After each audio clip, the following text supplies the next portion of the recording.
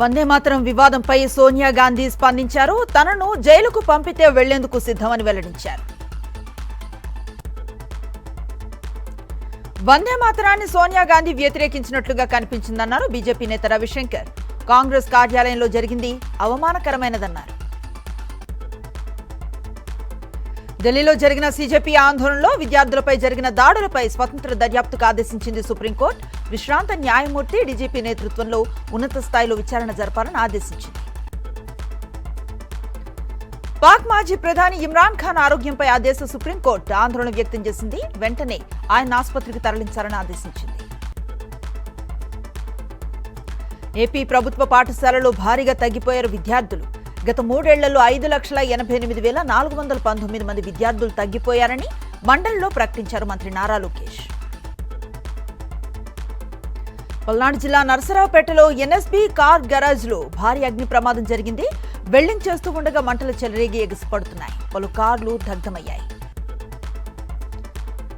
హైదరాబాద్లో కల్తీ నెయ్యి తయారీ విక్రయ యూనిట్లో హెచ్ఫాస్ట్ అధికారులు తనిఖీలు చేశారు. 25.5 టన్నుల కల్తీ నెయ్యి, 10.5 టన్నుల ముడి పదార్థాలను సీజ్ చేశారు. పెద్ది సుదర్శన్ రెడ్డి విగ్రహం తొలగించడాన్ని నిరసిస్తూ నర్సంపేటలో బీఆర్ఎస్ నేతలు ఆందోళనకు దిగారు. ఎమ్మెల్యే దొంతి మాధవరెడ్డి దిష్టి బొమ్మను దహనం చేశారు. మాజీ ఎమ్మెల్యే పెద్ది సుదర్శన్ రెడ్డి విగ్రహం తొలగించడాన్ని ఖండించారు. మాజీ డిప్యూటీ సీఎం తాటికొండ రాజయ్య నర్సంపేటకు వెళుతూ ఉండగా ఆయన్ను పోలీసులు హౌస్ అరెస్ట్ చేశారు.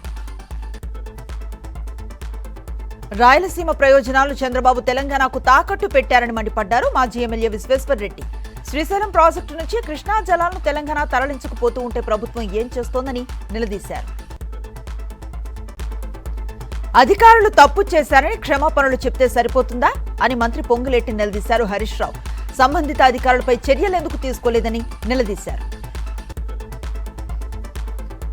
కాళేశ్వరం కూలితే ఎందుకు బాధ్యత తీసుకోలేదని హరీష్ రావును ప్రశ్నించారు పొంగులేటి శ్రీనివాసరెడ్డి. 22A రిజిస్ట్రేషన్ సమస్యలను పరిష్కరిస్తున్నామని చెప్పారు. సూర్యాపేట జిల్లా హుజూర్ నగర్ ఎంపీడీఓ కార్యాలయం ముందు జేపీ కార్మికులు ధర్నాను చేపట్టారు. వేతనాలు పెంచాలని డిమాండ్ చేశారు. మహబూబ్ నగర్ జిల్లా జూరాల ప్రాజెక్టుకు వరద ప్రవాహం తగ్గింది. అధికారులు గేట్లు మూసివేశారు. భారత ఎన్నికల విధానాన్ని ప్రశంసిస్తూ ట్రంప్ చేసిన పోస్టుకు కాంగ్రెస్ కౌంటర్ ఇచ్చింది. చీఫ్ ఎన్నికల కమిషనర్ జ్ఞానేశ్వర్ కుమార్ ను వెంటనే అమెరికాకు తీసుకెళ్లిపోమంటూ సెటైర్ వేసింది.